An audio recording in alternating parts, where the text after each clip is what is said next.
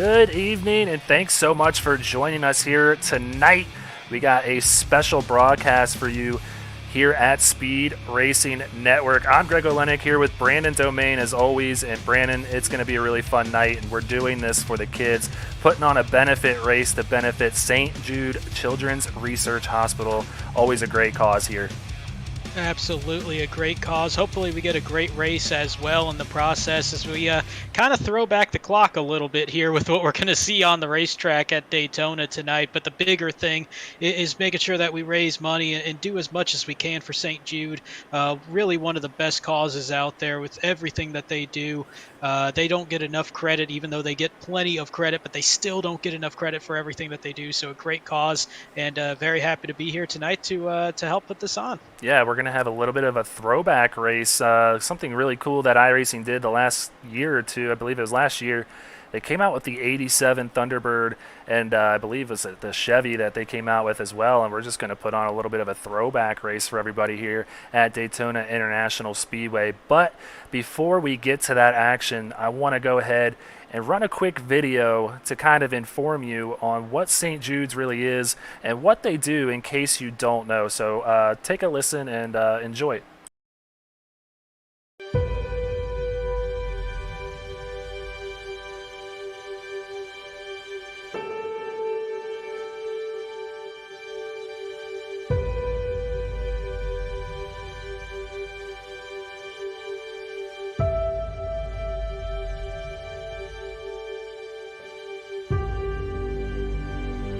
Some days it feels like it's never gonna stop.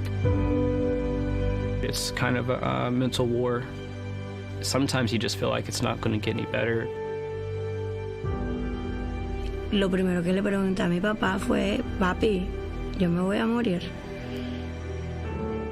When you go through suffering, you learn a lot about yourself. Good stuff comes out of every bad situation. Dark circles all around my eyes. I was just out of it. In one moment, those 3 words, you have cancer, and my whole life changed. Without cancer, who am I? I feel like I could do anything. I could go to college, be a nurse, be a doctor, anything. I'm a straight A student, focusing on getting my bachelor's degree in journalism. I'm just doing one step at a time. I would like to go in the filming industry. It's kind of always been something awesome to me, but it's gonna take some work. While I was going through chemo, I learned how to read greens. I chipped and putted, I worked on sand shots, stuff that I would need to know. The best score I've had is an 86, but I really want to get down to 85 or less. I've been working at it, and I think that that's achievable now. I don't let physical limitations even cross my mind at any point in time. I'm just hoping to be sitting in a broadcast booth somewhere. Hopefully, that's my goal. I'm not the same person I was when I first went into this. I'm a better human being and individual because I went through St. Jude. It wasn't like a hospital, it was like a fun-loving community, a family.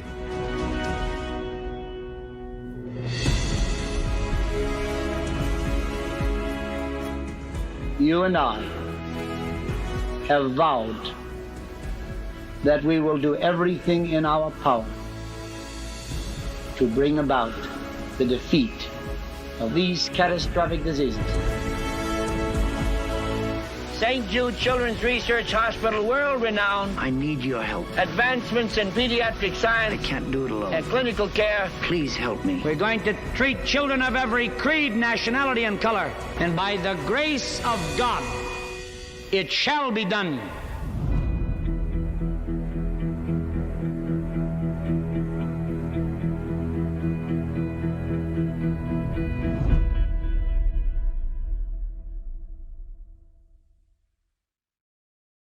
Hot.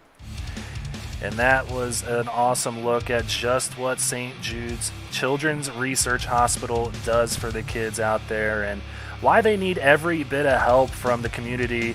And that's exactly why we're doing what we're doing tonight, to try and raise some money, and the goal being $3,000, which, never hurts if we go over that, Brandon. No, absolutely not. And they always say, every little bit does go a long, long way, and that's with any charitable contribution. So obviously we'll have information on where all that can be taken care of if you are able to donate anything. But even if it's $1, even if it's $5, anything like that just goes a long, long way. It would be definitely greatly appreciated. For sure, but let's go ahead and take a look at all the sponsors that came on board for this Revved Up for the Cause race here tonight. Speed Racing Network, obviously, on board. Silverback Tax Solutions, FEG PC, Simbox, Bobby Anderson Designs. We got Next Diag, Rev Racing there at the bottom. They put this race on. Sparkle and Shine Mobile Detailing, Butt Kicker, McConey Setup Shop, and then Sim Speed Shop. Brandon, these are all big names within the iRacing community. Whole lot of big names there, and a lot of names that we're familiar with also through SRN as well. A lot of longtime sponsors there that are showing up, but a couple of ones that are a little bit newer, but definitely major players when it comes to iRacing, especially you look at like Butt Kicker and McConey and places like that. Big in the iRacing community, but also a lot of homegrown ones with SRN, including Sparkle and Shine. Yeah, Sparkle and Shine putting on a viewer giveaway. You see it there in red. Type your full name in the comments before lap 10 to be entered, and you can win this detail kit. So get your name in now, and Adam Pettit will pick a name at the end of the race. So do stick around to see if you are the lucky winner. But Brandon, that is not all we are giving away today. There are a lot of prizes on hand that we got to go ahead and mention, and the first being Tank Racing throwing up a $100 prize for the Hard Charger Award, and this is something people are always going after. Oh, man, and that's something that is a very enticing carrot to dangle in front of a lot of people in a race that a lot of people at Daytona, Talladega, they like sitting back for a long time, maybe not even qualifying or putting a lot into qualifying so they can start near the back. This $100 prize, we might see more than normal trying to do that last to first kind of run. Yeah, well, it's going to be tricky because, a lot of people start in the back without putting a qualifying time down, but they cannot do that if they want to be eligible for this prize. They're going to have to put down a lap time under 48 seconds to be eligible. So whoever can do that and could gain the most positions by the end of the race, they will win this $100 prize, in the tiebreaker going to the highest finishing driver in that category. So we'll have to keep an eye on that award. But the next one to give out, it's going to be the award for the safety award here, and that's brought to us by Bobby Anderson Designs. People are going to have their choice of one of these two die-cast pictured and a paint scheme from Bobby Anderson Designs. That going to the highest finishing driver with 0x, which at super speedways is very hard to do. Very difficult to do, and even more so with these 87s that are more than a handful to be working around this race. But hey, if anybody does it, that's a well-earned prize right there with that die cast and a paint scheme. Yeah, moving on to our next award. A little bit of a different award that we're not used to seeing. They're bringing out the Pole Sitter Award, so that's going to even entice people to go down and lay a fast lap time down. So you're going to have to choose which one of these you go after. If you want to go and try and win this Simbox buttoned box that you see pictured here, you're going to have to go down and put the top time in qualify. But like I said, you're going to have to choose between that and the Hard Charger, but both great prizes in their own right.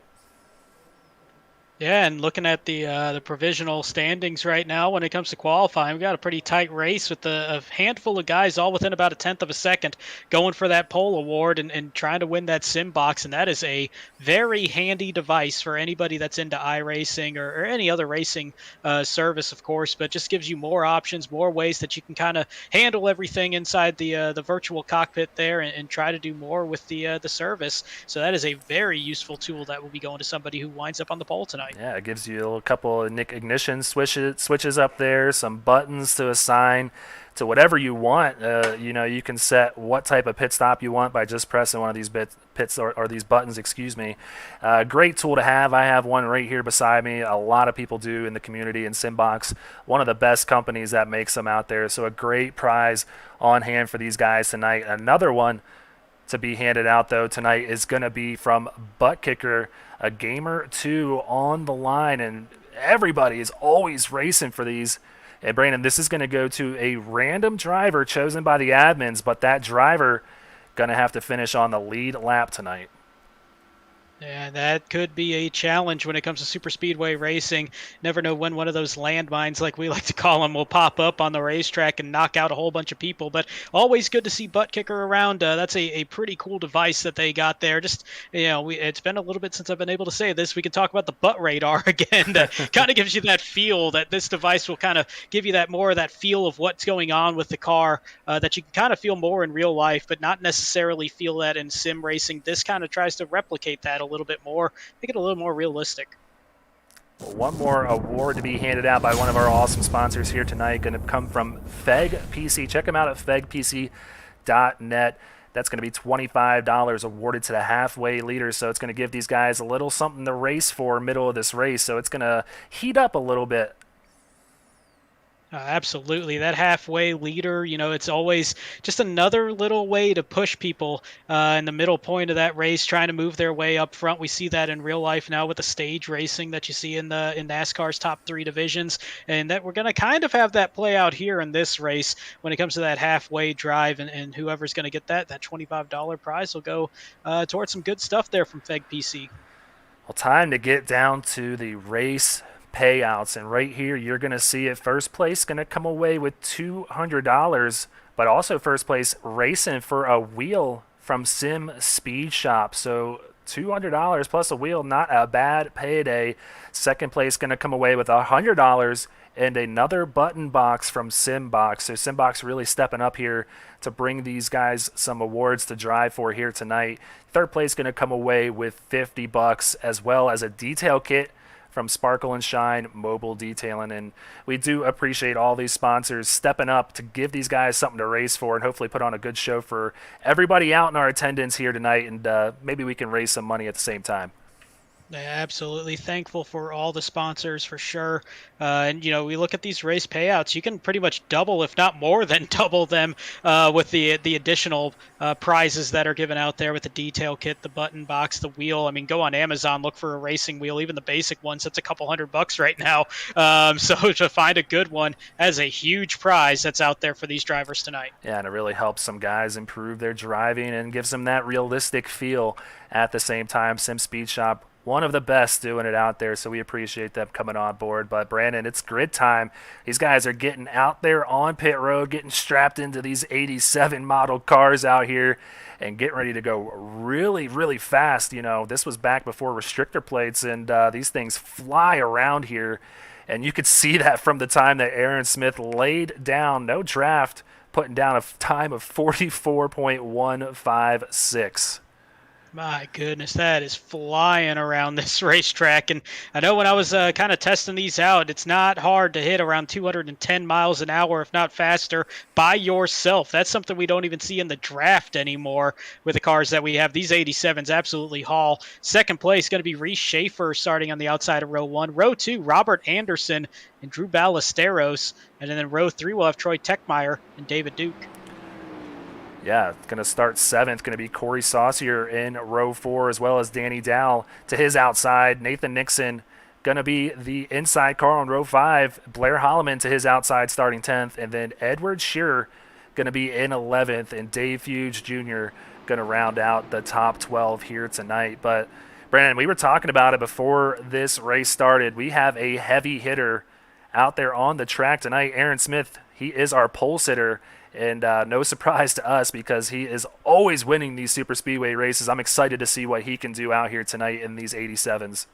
Yeah, and I mean, we talked about all last season with SRN, with Kane Cook and having an I rating around 7,000, things like that. Aaron Smith sits near 6,000 I rating. That is incredibly difficult to do. Shows the amount of time that he puts in on iRacing and improving his skill, and it shows with how well he's able to handle that car going around here. Well, as we get ready to go green here tonight, I do want to go ahead and point out the QR code that you see there in the bottom right of the screen.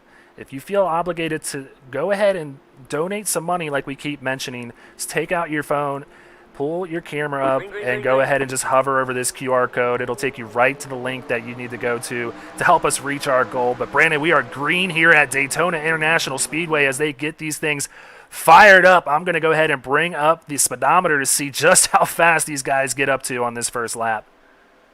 And while you do that, I say let's just listen to these cars work their way around the racetrack. It is a lovely sound here in these 87s roar around Daytona.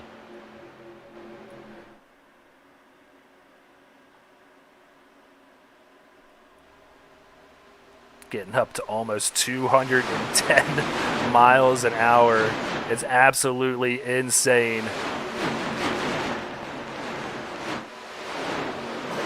Oh, got one loose and sliding down towards pit road coming off of turn 4, but gonna save it. That was the 47 of Robert Anderson, who was our third-place starter. He clipped the apron coming off of turn 4, and you see how far off pace he is, running around 160 miles an hour. Everybody else hauling about 40 miles an hour faster coming up on him.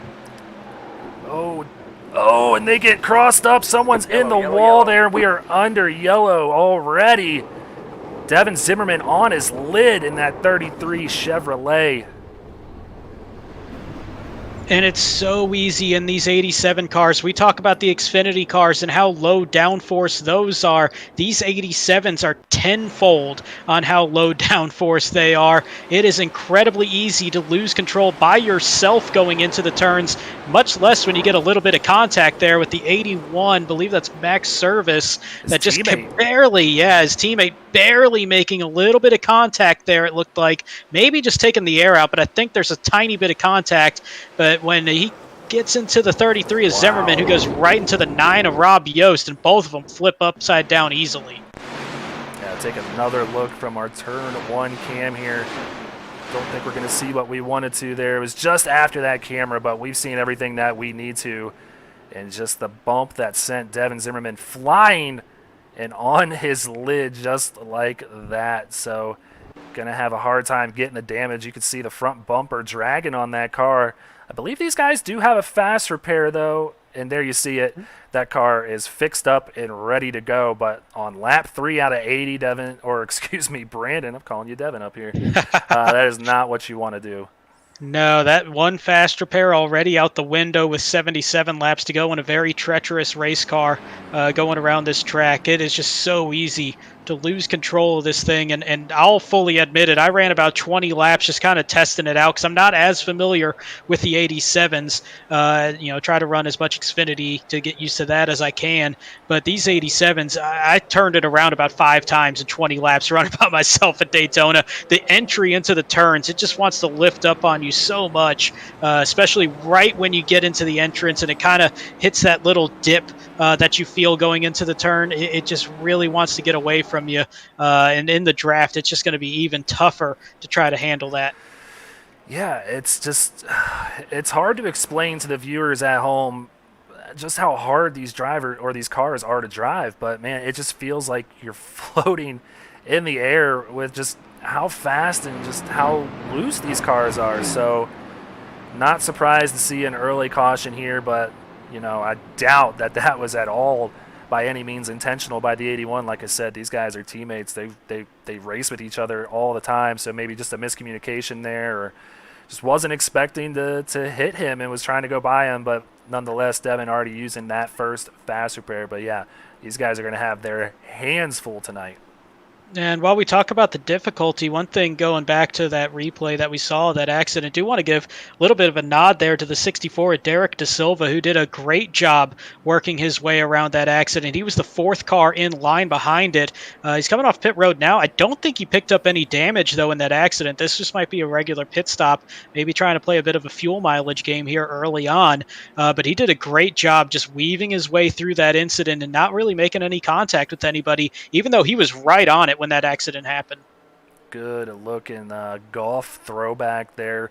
Almost gives me vibes of Richard Petty, but nonetheless, I believe that's the old 4GT throwback. So a really cool paint scheme to see out there. And I think we're going to see a lot of that here tonight. Some really cool throwback paint schemes. I already see a Darrell Waltrip Pepsi car.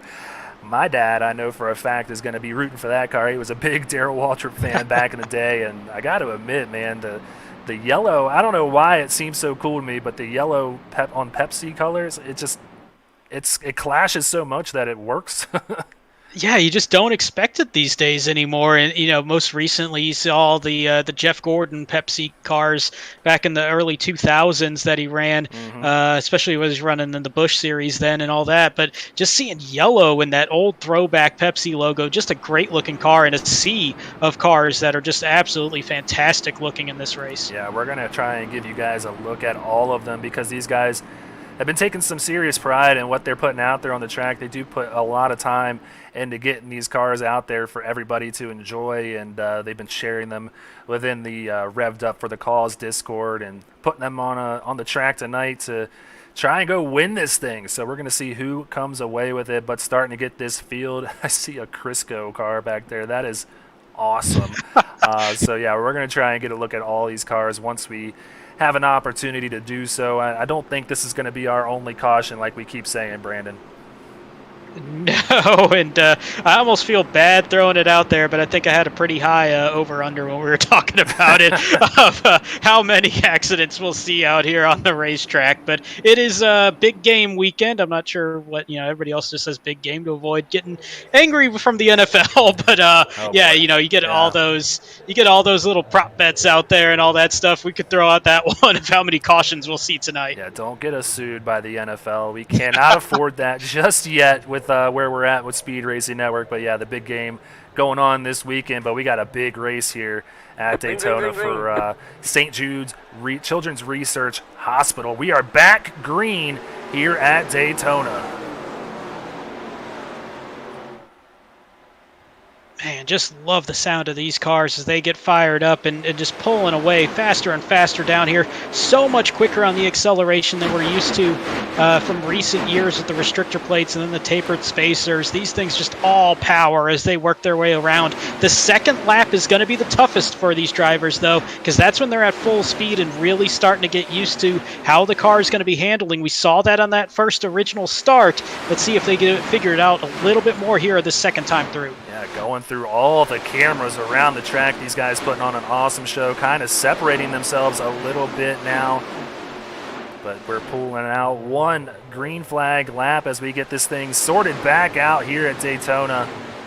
And you see the backpack starting to separate themselves a little bit. Aaron Smith losing the lead now back to 6th and stuck all by himself out here on the high lane. And Brandon, we mentioned it before, these cars do rely on the draft, but they don't die on it either. It really is dependent for you to have help up here on this high line, but Aaron's going to be okay. These things putting out some serious horsepower out here on the track. He's going to fall in behind this 32 of Troy Techmeyer more than likely.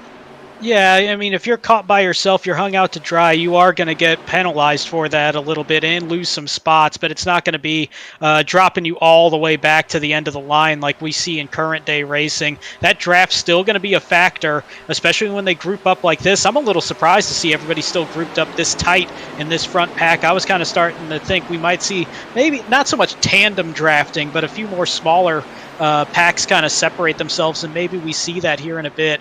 But it's just so much different than the racing that we're used to today. There's a lot of people I'm sure watching right now that are used to this style of racing, that grew up with the 80s and the 70s with NASCAR and how it was so much different at the super speedways compared to today. And hopefully we get long enough of a run that we can kind of replicate that here tonight. Yeah, they're putting down some serious lap times right here. Just giving you guys a perspective from what these fans are seeing here in these stands and putting on a great show for these guys up here. But here we go, turn 1 entry. They're going to fly on by, get the turn 1 digger cam, shaking the cam out of the track there. Beautiful shot here, the sun setting down here at Daytona Beach, Florida, as all this field getting really separated here. But yeah, these guys are flying, almost putting down laps lower than 40 seconds. And when you're in a draft with these common or these modern day cars, you're lucky to hit the 46s at Daytona. We saw Aaron put a 44 down by himself in qualifying. So when you see these guys wash up in the turns, that is not by design. That is just how out of control these cars are, and they're a blast to drive, and they're doing a great job. They're really proving us wrong right now, Brandon, and keeping these things clean at the same time, putting on a really good show. Oh, they absolutely are doing a great job handling these just beasts of cars as they work their way around. This is now the fourth lap since we took that restart, and we're still seeing pretty decent grouping among everybody. But even on the side-by-side, which I thought would be a little bit dicey at first, while everybody's still getting used to these conditions inside a pack like this, they're doing a fantastic job working their way around here on these laps that, as you see there at the bottom of the screen, 43.2 is some of the lap times that we're seeing around here. Yeah, so putting down some serious speed. This horsepower sticking to the track at the moment as the sun goes down, and we go under the lights here at Daytona. Michael Madden almost trying to go 3 wide. I wouldn't necessarily advise that this early on, but just as we cross the stripe there, that is going to be the cutoff for that viewer giveaway. So hopefully you guys got your name in to get in on the Sparkle and Shine mobile detailing kit that was available to you guys out there in the chat. So good luck to everybody that entered, but now it is time to get down to business and award a winner here tonight. Man, these guys doing such a great job keeping everything nice and tight out there. They're not getting too squirrely, even as loose as these cars can be going around at these speeds. I mean, you're trying to hold 210 miles an hour going into the entry of these turns with all the level changes, going into the banking, and just how the aero changes on that car so drastically from what everybody here is used to. There's not really anybody in this field that spends a lot of time running the 87s. There might be some guys that dabble in it here and there, maybe run some officials on occasion, but we're predominantly running today's cars when it comes to these leagues. Coming to this 87 is just a world of difference, and these guys are doing a fantastic job of it, aside from that one incident that we saw on lap 2. But other than that, it's been entirely clean racing, and great job from everybody for these past 12 laps. Yeah, putting on a great show. I'm having a blast showing off these cameras that we have here at Speed Racing Network. Whoa, big move there by Reese Schaefer to get down to the inside line, and that's going to get the 88 of Jordan Sailors up into the wall a little bit. He's going to lose some time and positions as well.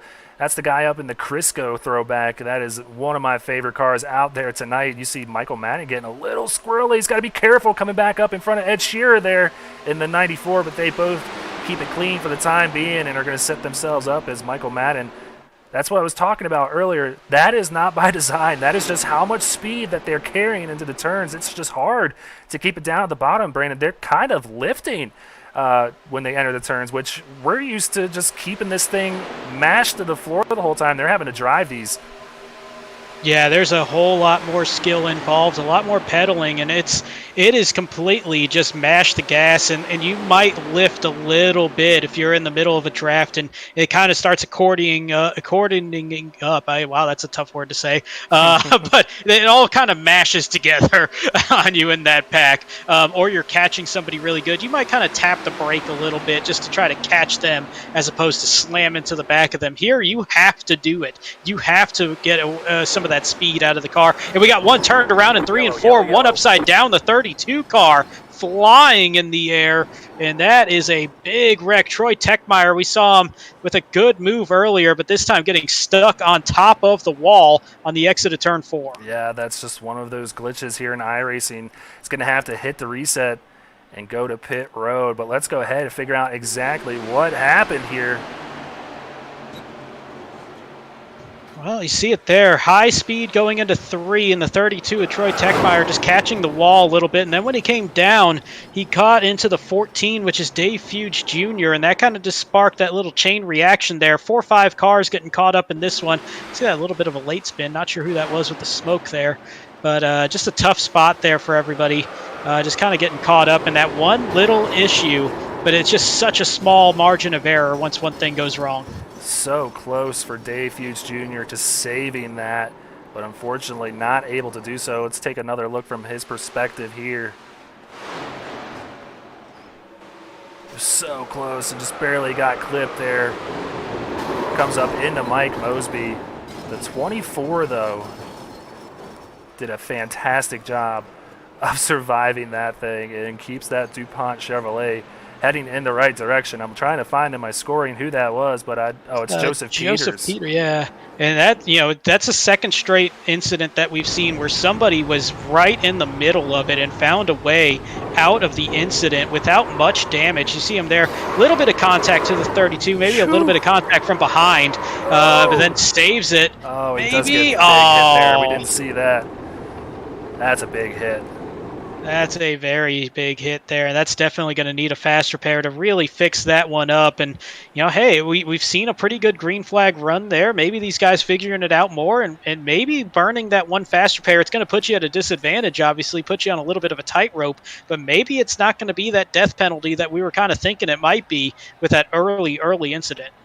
Yeah, we'll have to keep an eye on all these guys that have already burned these fast repairs. But this is going to give us an opportunity, Brandon, to take a quick commercial break, so we'll be back in just a few minutes. Want to be a part of an established league on iRacing? A league that's competitive, fun, and above all fair? Look no further than Speed Racing Network. Originally known as Mid-South Madness, SRN has evolved into a league that can bring the best out in any given driver. Drivers work their way up through the ranks to hopefully one day call themselves a champion of Speed Racing Network. If you're interested in joining, don't hesitate to reach out to league admins to claim your spot today, and maybe you'll end up in the history books. If you're interested in becoming a sponsor in Speed Racing Network, feel free to head over to www.speedracingnetwork.com and reach out to an admin today. And as always, remember to go faster. Silverback Tax Solutions specializes in dealing with IRS tax problems. If you are receiving threatening letters from the IRS, or if the IRS has placed liens or levies on your property, Silverback Tax Solutions can help you find relief. We have worked with hundreds of people to resolve their tax problems. If you're behind on filing your taxes, it's never too late to get on the right track. Silverback Tax Solutions can help with that also. Don't let another night go by where you lose sleep worrying about the IRS or your taxes. Head over to www.silverbacktacks.com or call 662-996-4357 and contact an enrolled agent today.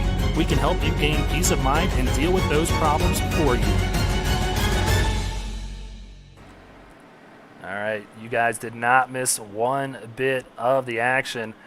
But we got a new leader out there, Brandon, and that's going to be that Darrell Waltrip throwback in the 78 of David Duke.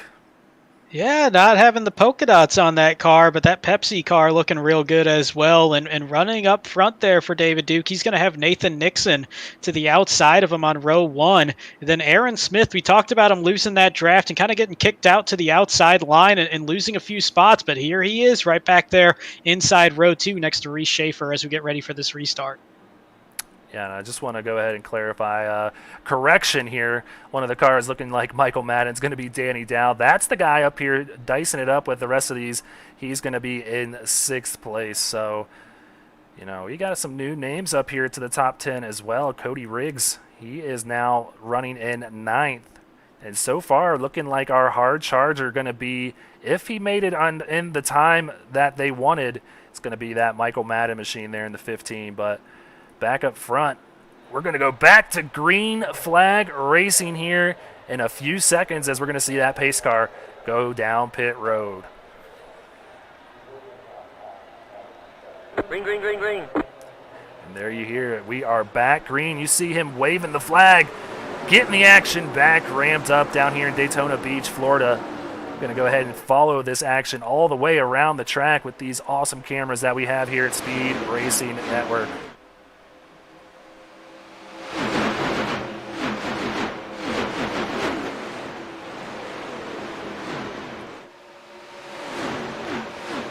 These cars sound so awesome, Brandon.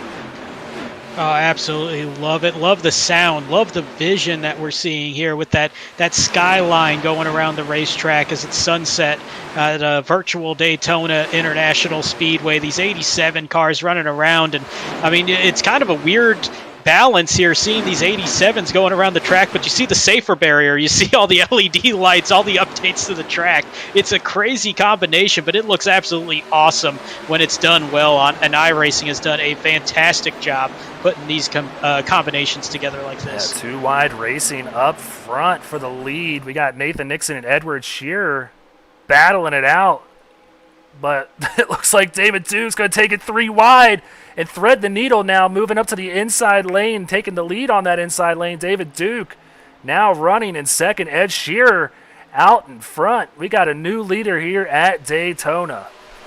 Man, what a move to get to the front, but what a move as well right behind it as David Duke going to go 3 wide, thread the needle, and he's going to lead this lap as we move to lap number 20. And as he pushed it 3 wide, I'm not sure who it was, but I heard somebody on the radio, so I say, I don't know about that move, but it somehow worked going 3 wide. And these guys might be feeling it a little bit, getting comfortable with these cars, and we might see the aggression start to lift a little bit more. Yeah, this is so much fun, man. I'm getting a lot of positive feedback from just the broadcast in itself, and man, we're having a blast up here too. This is just something that we don't get to see very often, Brandon.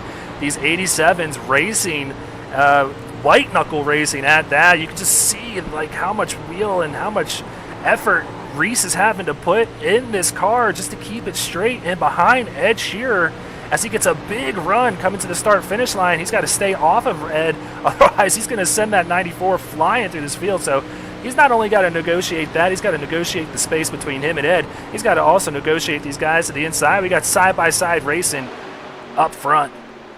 Man, I mean, it's a handful in the middle of a pack. When we think about today's cars, you look at these 87s, you know, bump drafting, not really an option in these cars. You might be able to pull it off 1% of the time in a perfect storm if you hit everything perfectly, but 99% of the time you're not. And it's either going to be at the wrong place or you're making contact in the wrong spot and you're just going to turn somebody. It is just a huge balance that we're going to be seeing these drivers have to find there, and how to be aggressive with the draft and how also just to back off a little bit more than they're used to when it comes to going around Daytona.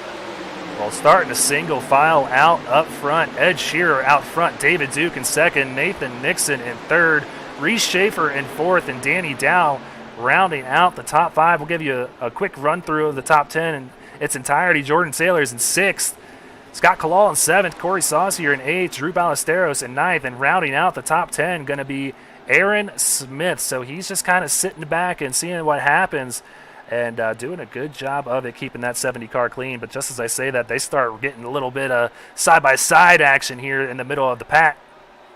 Yeah, and as that happened, saw one car get real high up there on the entry to turn 3. That was Corey Saucier just brushing the wall just a touch. These cars a little bit stronger than you kind of get used to with some of today's cars. They can kind of take that little bit of a scrape. They can't do it too often, though, obviously, around this track. Aero's still very important.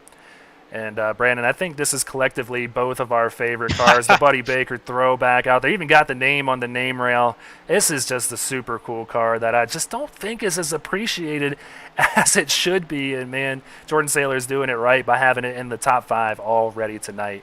You know, it just takes me back, and it gets me excited about some of the options that we can see with the next-gen cars. They're allowing the chrome numbers again. Yep. That's something we haven't seen in a long time. We see it here on this the Buddy Baker throwback. Obviously, you know, Davey Allison had those numbers for a long time with the gold-plated metallic numbers. It's just such a cool option that we get to see once again in today's NASCAR. But, of course, these 87s, that was a mainstay, seeing so many chrome numbers. Awesome to see that replicated here tonight. These guys have not let it go up front, staying side by side, this top four, trying to kind of break away from the rest of the pack. See how tight they're racing each other, and I think they're building a lot of confidence with one another at the same time. Three Oldsmobiles and one Ford up here being Nathan Nixon, but working really well together and starting to add a little bit of time each time they head by the stripe.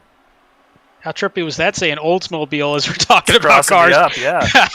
going around the track? That's been quite some time. But this is what I was talking about earlier, that I was kind of thinking we would see more of this. And as this run has kind of started to build, we're starting to see these drivers realize they can break away if they kind of stay tight to each other. They get a little bit racier behind them. But just like very quick ability there. You saw the 4 cars behind them running 5th through 8th from Sailors, Kalal, Ballesteros, and Smith. They got single file for a bit and pulled right back up to them. So it does have that capability to pull away with that 2-car tandem if you really want to do it, but you can get caught very easily as well if you get a big enough line going single file behind you.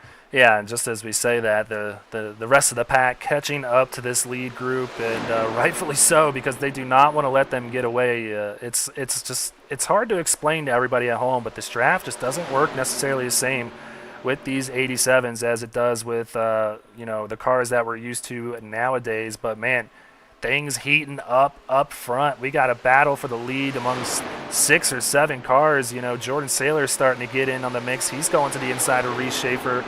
Curious to see just when that outside lane starts to build a little more. And as I say that, the 22 of Drew Ballesteros starting to try and work that draft, maybe pick up a few spots at this time. And it's a tougher call because in my experience, at least the inside line, it's got a little bit more stability. It just didn't have as aggressive of a pitch going into the turn as you would feel trying it on the outside. That was at least how I felt. On the outside, I was a lot looser than I was on the inside. So I think that might hamper some of the speed that we could see from that high line.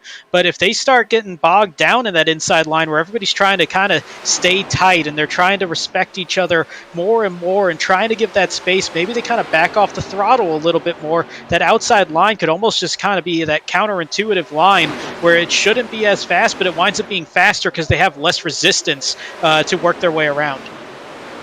Crossing the stripe to take lap 28. This thing's starting to go by pretty quickly, Brandon. To our surprise, thought this thing was going to be a caution fest.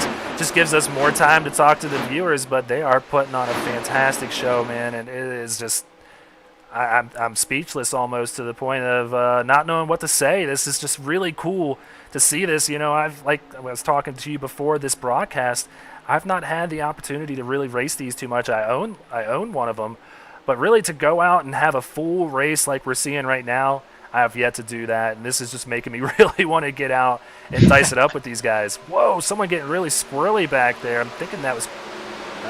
It's the 27 of Ben Mueller.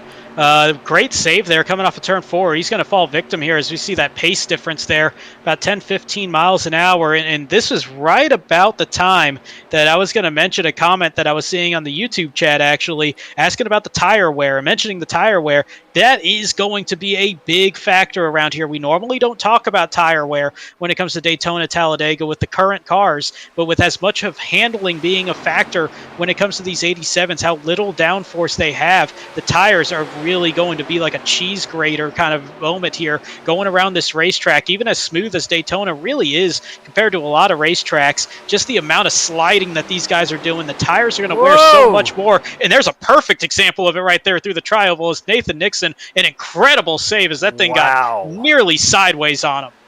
That was amazing to see that save. Oh man, he had a heart-stopping moment there. Keeps it going though, and still in the top 10. Amazing save by Nathan Nixon. But just as you were talking about it, we see it happen live right in front of us, and I think that's something that a lot of these guys are not ready for here tonight or prepared for. Oh, and just see somebody up there in the wall. That's 8 of Scott Kalal. It gets a little bit of damage, and you see the looks like it's dragging a little bit on the track. See the sparks coming out from under that car. Yeah, that's that we talk about that you can kind of scrape the wall maybe a couple times lightly, but obviously a heavier contact against that wall like we just saw can cause some damage there. And arrow isn't going to be as important, but it's still very important, and you can see it there. Some pretty heavy damage, at least momentarily. Wow, yeah, there. That was interesting. Sometimes the iRacing gods are with you, and it might be that case for Scott Kowal there in the 8, as that just randomly popped right back out. Yeah, it sure did. Hey, maybe we were good luck, and it kind of fixed itself and said, hey, these guys are looking at me. Let's get it right. Oh, big wreck behind. Yellow, yellow, yellow. Got the 27, the 7 all around, the 30 around, and those looks like just 3 cars going to be caught up in this one, and that was right in the middle of the pack as they worked their way through turns 3 and 4. Yeah, Aaron Roth, Mueller, and Lucas Lyons, the ones involved in this one. Gonna go ahead and see if we can pull that up for you exactly what happened. Riding along with Lucas Lyons here. You see Mueller up in the wall, comes back up in front of Lucas, nowhere for the 7 to go, and Aaron Roth just hard on the brakes, couldn't get it stopped in time. Tough break for him. Yeah, that's a tough one there, and I think I hate to go back to the differences, but in today's car, he might have been able to save that and get around to the outside, but the handling just so free on these cars, and yeah, that smoke might not have helped either. You couldn't really see where he was going on that, but it's just so tough to avoid because any small change that you're going to take in that line in the turns, it's going to really throw that car off. He might have walled himself if he tried to go to the outside too sharply trying to avoid that. Just a tough situation there for the 30 of Aaron Roth, and there for Ben Mueller. That is something I thought we were going to see a lot of coming into this race, just kind of getting a little too hot into that turn because you're so used to being able to mash the gas, go full throttle through these turns with ease, and you have to find that balance around here. We saw him catch the wall, trying to save it, just got sideways and collected a couple others. As we near the halfway mark in this race and these guys come down pit road, we're going to go ahead and give you guys another look at that promo brought to us by St. Jude's Children's Research Hospital, just to give you guys a better idea of what we're really raising money here for tonight. So take a look.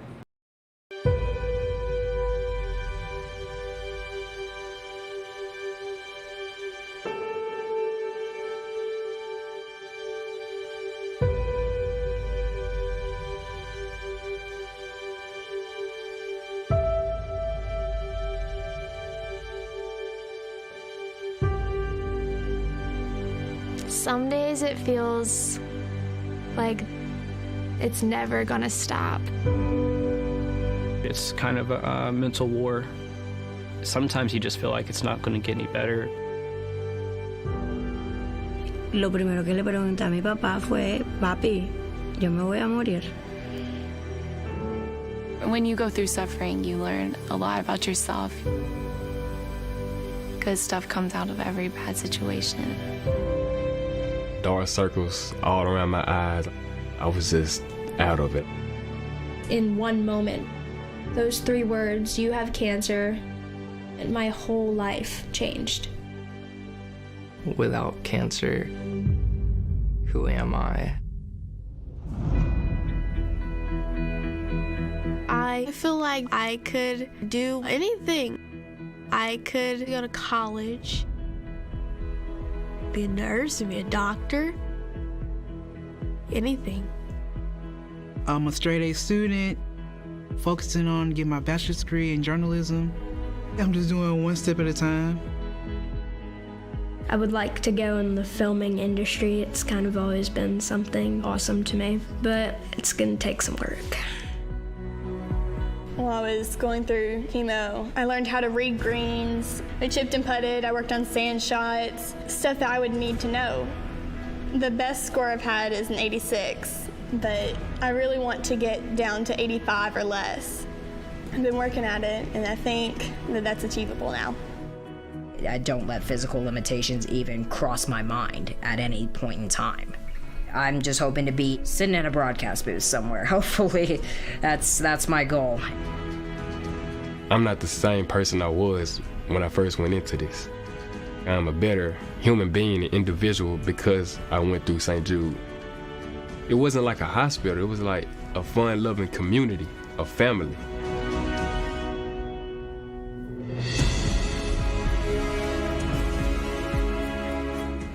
You and I have vowed that we will do everything in our power to bring about the defeat of these catastrophic diseases.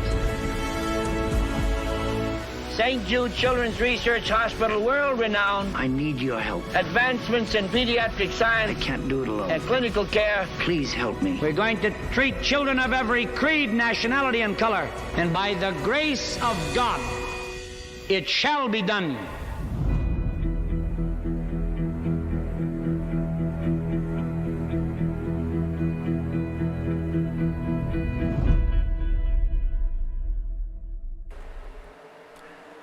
And with the side-by-side action, you guys did not miss a thing.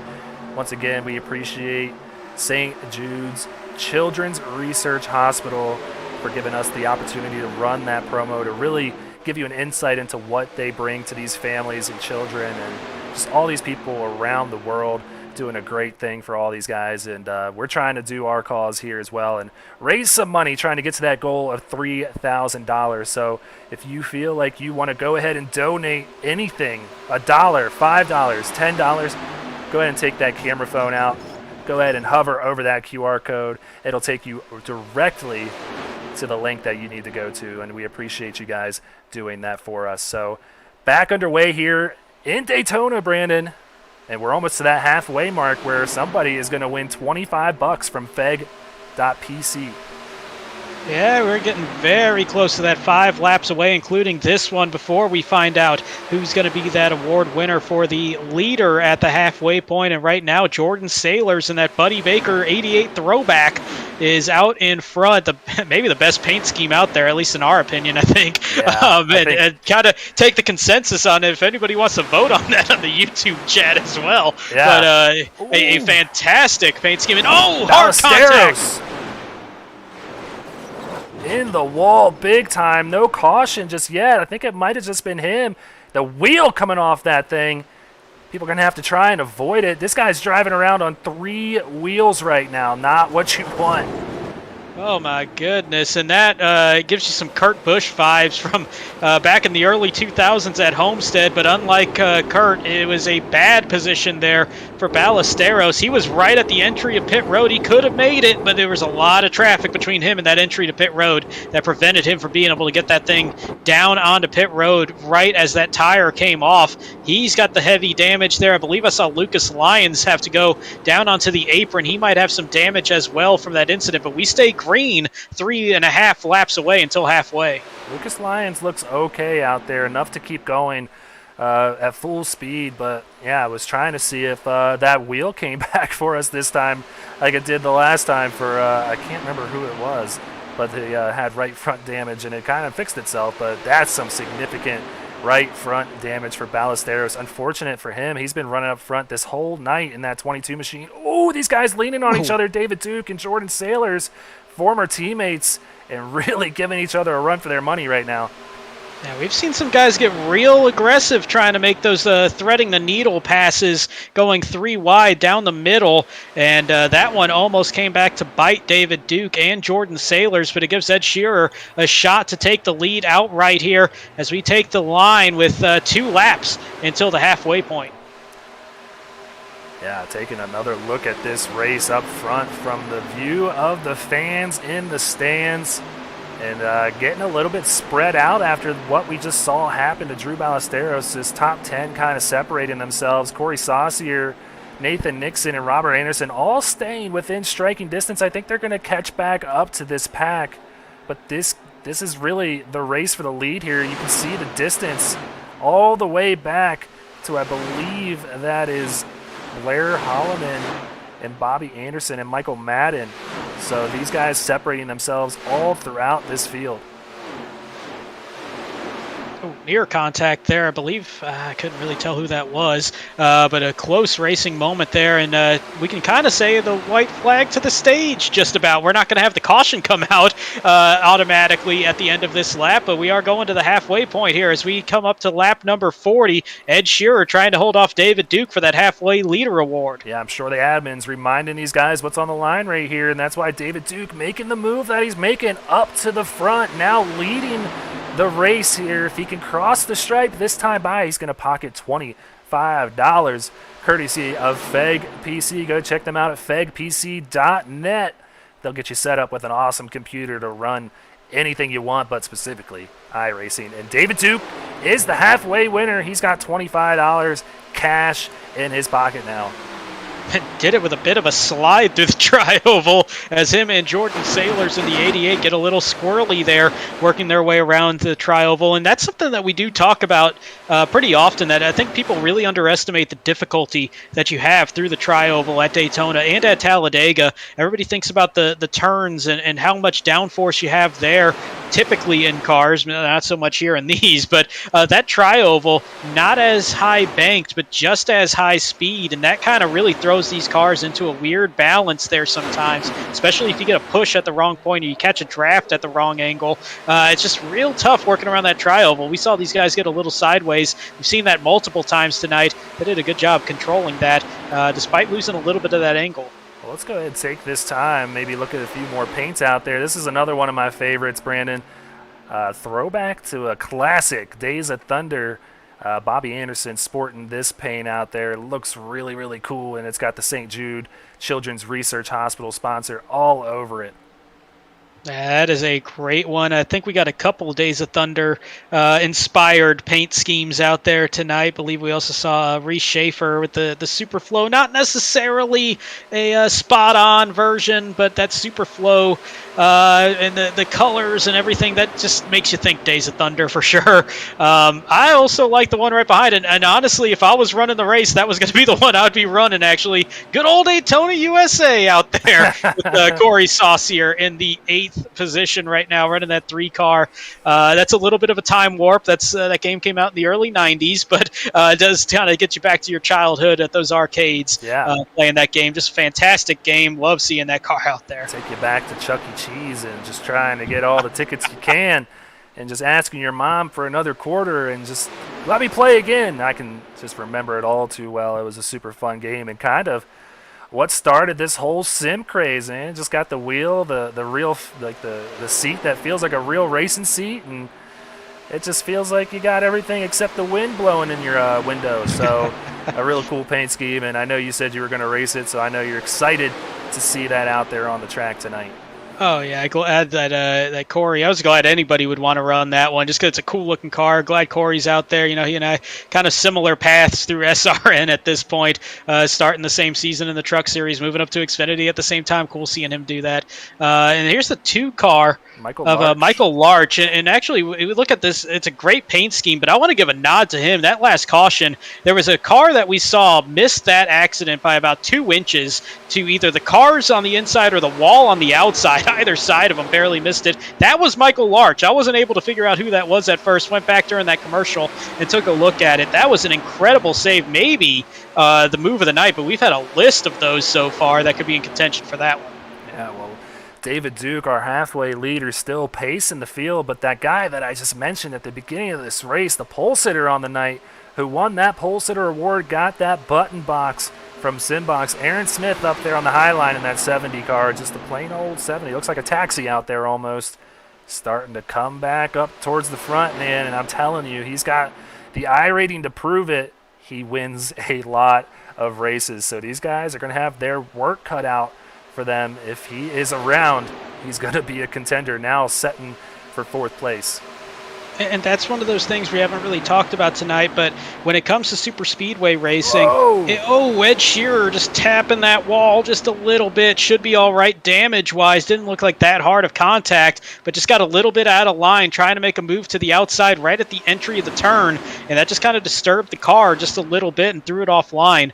But one thing we haven't really talked much of tonight is the confidence that comes in super speedway racing, and I think that's tenfold tonight in these 87s. If you're not comfortable with this car, it is a handful to try to work around the track. But once you start feeling it, once you get that confidence going in there, just an incredible ability. If you have that confidence, that just makes you really feel secure in that car, makes you want to make some moves, be more aggressive, be able to push the tempo a little bit more. That's something that you can definitely see with Aaron Smith, just that comfort in this car, and with all the experience that that he has in it, just really running strong. Even when he drops back to 10th, it doesn't take long to see him move right back up to the top 3. Yeah, so now sitting in 3rd, like you just said, bringing Scott Kalal up there with him now in 4th, quietly working his way up. And like I said, we're not sure. We have to take a look at the qualifying sheet just to see. But if Scott Kalal put that time in under 48 seconds, he could be sitting right now in that Hard Charger award position to win that extra $100 cash courtesy of Tank Racing. So we appreciate all the guys from Tank Racing putting that up for the race here tonight. They always contribute whenever it comes to these charity races, so we certainly appreciate that. But right now, sitting in Scott Kalal's hands if it stands the way it is.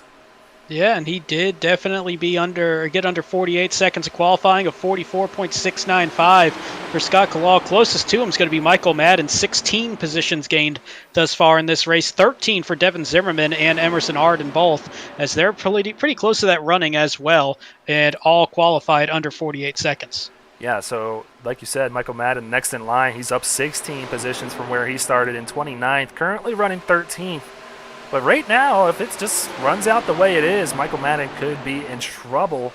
Only has one car he can really get by. That's Blair Hallman sitting right in front of him. But these guys are 6 seconds behind this lead pack and losing time each time. These guys up front are flying and still racing real hard at the same time.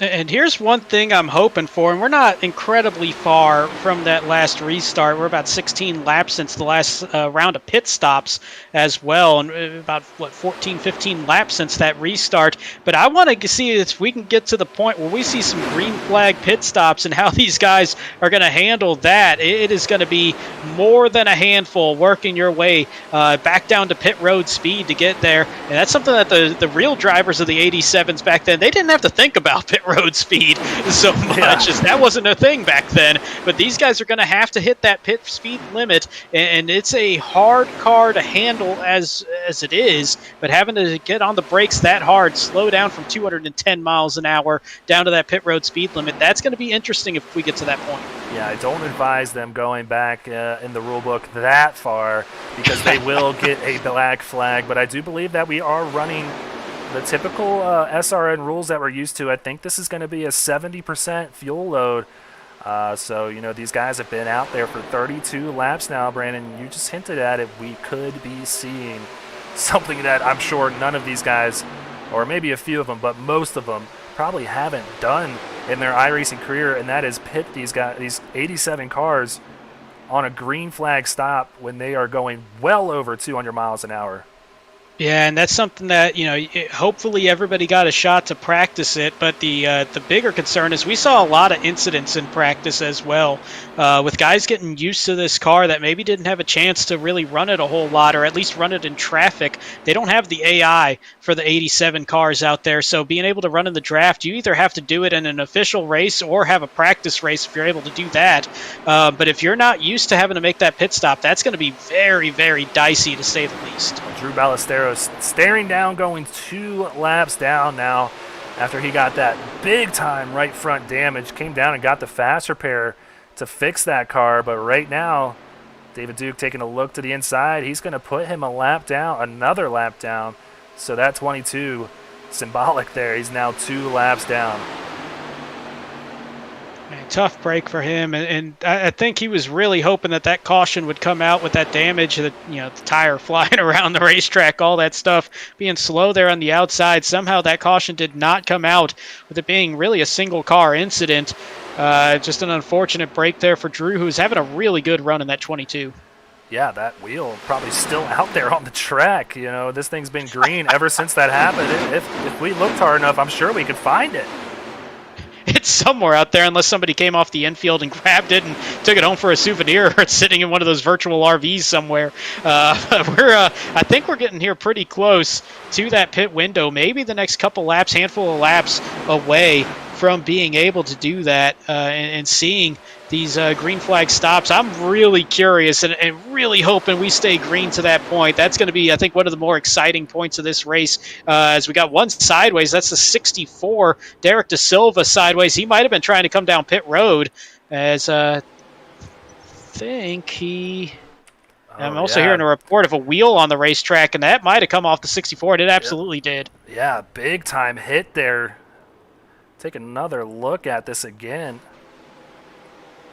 As he blinked out for a second, it looks like. Yeah, it comes back, and right as he comes back, he's hitting the wall, and that wheel goes a-flying. Man, that looked like an 80s-style Daytona wreck, hitting that inside wall. We got one sideways on the track, almost saving it. It's Scott Kalal, Corey Saucier in the 3 making some contact as well. Green flag still out to this point, but Kalal stopped in the grass coming off of turn 4. Yeah, see if I can bring that up now. We got action all over the place. Another wheel on the track, I believe, too.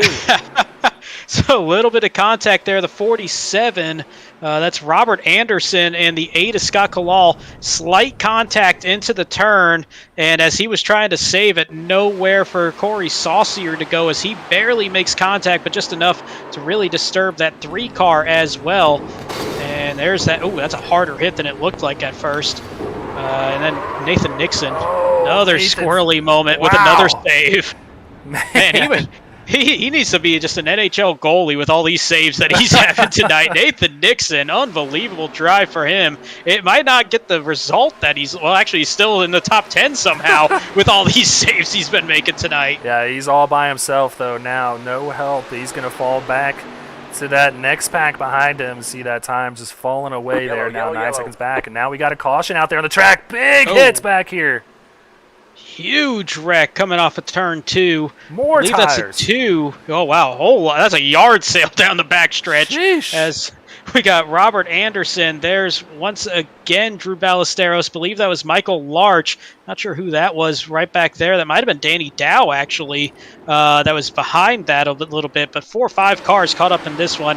And we aren't going to see that green flag pit stop. We were close, but it's not going to happen. Close. Yeah, Ballesteros getting into Dow. And then Robert Anderson just nowhere to go.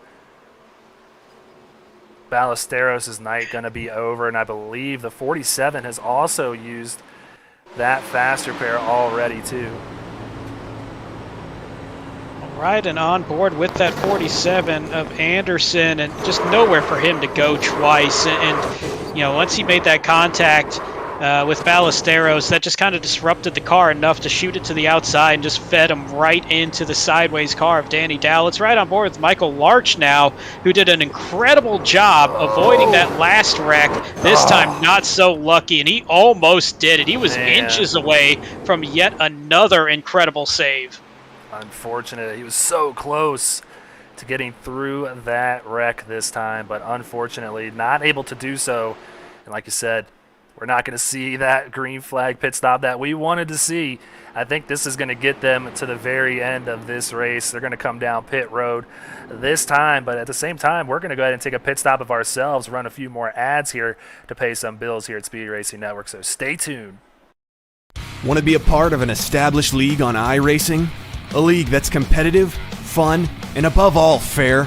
Look no further than Speed Racing Network. Originally known as Mid-South Madness, SRN has evolved into a league that can bring the best out in any given driver. Drivers work their way up through the ranks to hopefully one day call themselves a champion of Speed Racing Network. If you're interested in joining, don't hesitate to reach out to league admins to claim your spot today, and maybe you'll end up in the history books. If you're interested in becoming a sponsor in Speed Racing Network, feel free to head over to www.speedracingnetwork.com and reach out to an admin today. And as always, remember to go faster. Silverback Tax Solutions specializes in dealing with IRS tax problems. If you are receiving threatening letters from the IRS, or if the IRS has placed liens or levies on your property, Silverback Tax Solutions can help you find relief. We have worked with hundreds of people to resolve their tax problems. If you're behind on filing your taxes, it's never too late to get on the right track. Silverback Tax Solutions can help with that also. Don't let another night go by where you lose sleep worrying about the IRS or your taxes. Head over to www.silverbacktacks.com or call 662-996-4357 and contact an enrolled agent today. We can help you gain peace of mind and deal with those problems for you. Welcome back. You guys did not miss any of the action, but hey, we got a guest here in the booth. We're looking at him on the track. David Duke joins us here, the leader of this race. David, are you having as much fun as we're having calling this thing in these cars tonight? 100%. These things, if you could put a brick on some springs with maybe some wheels on it, that's about what it's like driving it. That's we've been trying to figure out the best way to describe it, and I don't think we can top that one. But one thing we were just sitting here praying to see these past few laps as if this thing was going to get some green flag pit stops. Were you on the side of excited to see that, or were you a little nervous to see those green flag pit stops? We were 2 laps away from coming in. I was ready. I was wanting to do that. I think that would have been really cool, but we were 2 laps away. We were all talking about it back here on Discord, but yeah, we're about 2 laps away. It was going to be interesting. Well, David, I'll send you back down. Were you in Team 5 or Team 9 so I get you in the right one? I can move myself. All right, buddy. Well, while you do that, man, good luck and finish this thing strong and bring it home for these guys. Thanks, and thanks to Sparkle and Shine and Revved Racing and for putting this on. This is a great cause. Couldn't be racing for a better cause. So thank y'all. All right, man. Good luck. Well, that was David Duke. My apologies. I couldn't remember where I pulled him out of. We got so many channels. I didn't want to put him in the wrong one, so he's going to go ahead and take care of himself. You know, kind of do that when we're under yellow flag conditions, Brandon. Well, to answer the question, it looks like it was 9. Okay. See, I was going to put him in 5, so I would have been in the wrong one. Unless he put himself in the wrong one at the end of that. But, yeah, we're getting gridded up side by side. David Duke, Reese Schaefer, Jordan Sailors, Ed Shearer, Blair Holloman, and Aaron Smith going to make up those front 3 rows. And that's been a group that we've pretty much seen up front for the entirety of this race, though Blair Holloman starting to make his way up towards the front. Well, just as we get ready to go back to Green Flag Racing, got a little bit of an update from the admin who put this whole thing together. Sean Kozier saying we've raised $1,362 so far. And man, it might not be quite to our goal, but that just gives me goosebumps thinking just how generous everybody is out there in the chat. And it makes me feel like we're really doing something here at Speed Racing Network. So thank you guys so much for doing everything that you've done so far tonight. It's super cool to see. That is an incredible number, and we were talking about, you know, some of the goals that we could see tonight. What would be a great number, and obviously every little bit helps. We kind of had some ideas, and that is almost exceeding. Oh, David Duke, right, as I was going to say that we've almost exceeded expectations. The expectations going right down there from our race leader, David Duke, and I'm not going to mention that we just interviewed him, what that could relate to, but yeah, that's a tough break there. Right as everybody's still getting up to speed, everybody's still grouped up, and he's going to be all by himself on the racetrack and going from first to last on the lead lap there for David Duke. A tough break coming off turn 2. All right, I am never interviewing anybody ever again. we just nipped that in the bud right there, man. Unfortunate for him, but man, I'm really hoping to see a caution, and Brandon, I really think we might see one here as things start to ramp up. We have 20 laps to go here at Daytona, and a lot on the line still to be handed out with Reese Schaefer leading the way. Yeah, we talk about all the money that's been raised tonight for St. Jude and that incredible total, over $1,300. Unbelievable amount. And thank you, everybody, for your generosity. And that money to be won in this race is big as well. And we see some carnage back here coming out of turn 4. Still green, though, as we see the 12 sideways. That's Wayne Rayborn. A couple other cars caught up in this one. Nathan Nixon. We got the 24 around coming out of the trial and that's going to be what sets off the caution flag. Corey Saucier caught up in this one as well. Let's see exactly what happened. This is going to be from where the caution came out. Corey Saucier just trying to get around that 24 that had some significant damage already. hard hit for Corey, who had a solid impact on one of the earlier incidents also. So I'm thinking that might be the end of the night there for the old Daytona USA car for Corey Saucier. And that's just a tough spot. As loose as these cars are, trying to make that kind of a move, trying to avoid the 24 that was off pace, that's Joseph Peters. Just a tough spot for Saucier to be in, and just couldn't hang on to that. Saw that heavy impact, and that all sparked from that couple cars that we saw sideways. I saw Wayne Rayborn there off of 4. Not sure who the other one was. Maybe we can catch it here on this look back. And, Nathan Nixon there. We see him, but he didn't really get sideways. And, again, that was... Cody Riggs in the 59. That was the car that I couldn't figure out who that was, and that's a weird one to not know, as tie-dye as that is. But Cody Riggs was the other car involved in that. Yeah, just all kinds of chaos happening here on the front stretch, coming to the start-finish line, and you just see it happening even more with nowhere to go for these guys. And I think something that, they might forget as well, something that they covered here in the admin meeting is, going out of bounds is allowed here tonight. Something we're not used to seeing when you come to super speedways. You can go and pass below that yellow line. So maybe if they used the whole track there, they may have gotten by, but that's hard to say really, as they were heading straight into turn 1 going 210 miles an hour. Yeah, that's a tough thing, and we talk about split-second decisions. It goes even faster with the speeds that we see in these 87 cars. And one thing that we were just talking about before that caution came out is the yellow going to come out? Can we see a yellow here? Are we expecting it? And right as I was about to say, these guys are getting more and more comfortable with these cars. The aggression can start to pick up as we get we're in the final quarter of this race. You think it's going to be happening, and then right at that point, another caution comes out. Yeah, Brandon, I know you wanted to take a look at that David Duke spin again. Unfortunately, didn't register anything, any type of event on my scoring, so unable to go back and see exactly what happened. Not sure if he got some help. I'm guessing that's what it was. But nonetheless, he is back in this thing. He got the caution that he needed. He's going to be running back a little further than he wants, but he's caught back up to the field.